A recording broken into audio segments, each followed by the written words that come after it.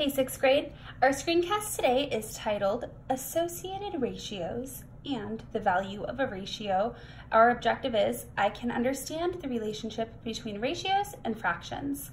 So actually in this screencast, we're going to review some concepts that we already know about ratios and fractions, and then also we'll review having to pay attention to the order in which we're putting those numbers according to the problems that they give us. So for example 1, you don't need to write this down. You just need to watch the video for this part, and then for the next example, you will write it down. But I just want you to look at this and think about it. Which of the following correctly models that the number of red gumballs is 5/3, or 5/3 the number of white gumballs? A, we have 3 red, 5 white. B, 5 red and 3 white. C, 3 red and 2 white. And D, 3, 4, 5, 6, 7 red and 3 white.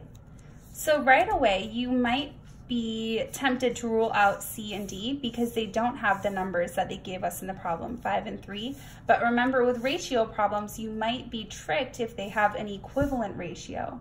But I know that 5/3 is not equivalent to 3/2, and it's also not equivalent to 7/3. So we actually can rule out C and D.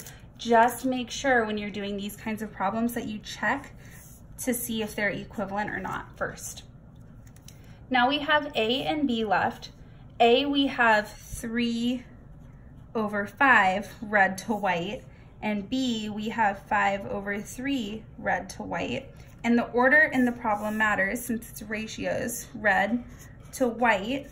So that would mean the ratio that correctly models this would be B.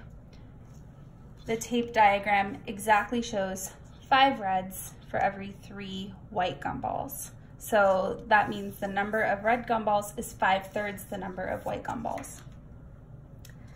All right, so for the next example, like I said, you do have to write this. So you can go ahead and pause, write it all down, and then fill it in with me. For this example, we're talking about movies. So we have film A, or movie A, and then film B. And the duration of the 2 films are modeled here. So this tape diagram shows how long the movies are. That's what this word duration means, how long the movies were. So we have some questions to answer about them. In film A, I can see that we have 1, 2, 3, 4, 5 units. And for film B, we have 5, 6, 7 units. So the ratio of the length of film A to the length of film B, A comes first, is 5:7. The length of film A is blank the length of film B. So we're gonna write this as a fraction. It's 5/7, the length of film B. And then this last question asks us to flip it. The length of film B first is 7/5 the length of film A.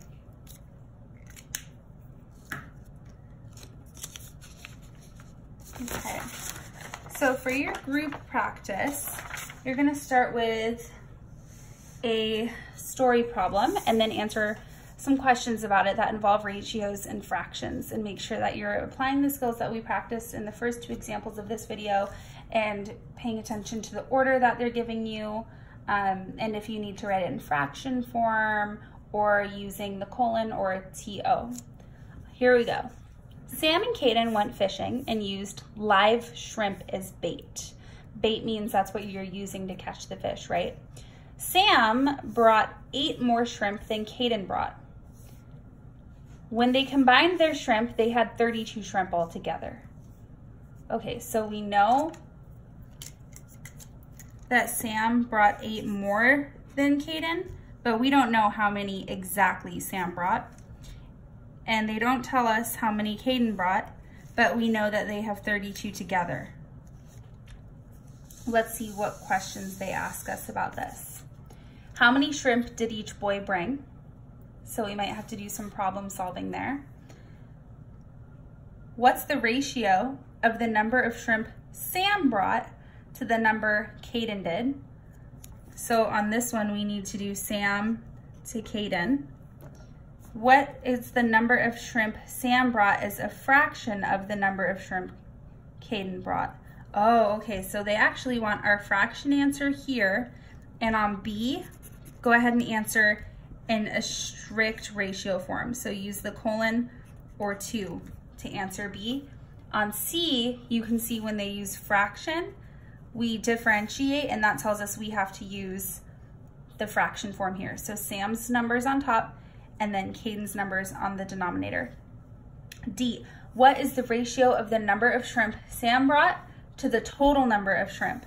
So for this one, they ask for the ratio, not the fraction. So we'll have the colon or 2, and it's gonna be the number Sam brought to the total. And then finally, what fraction of the total shrimp did Sam bring?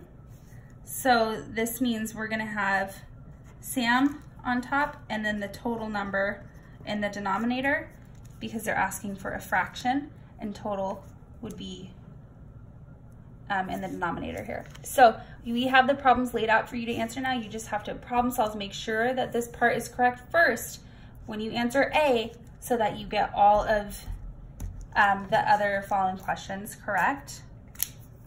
Make sure you're paying attention to that order. Thanks so much.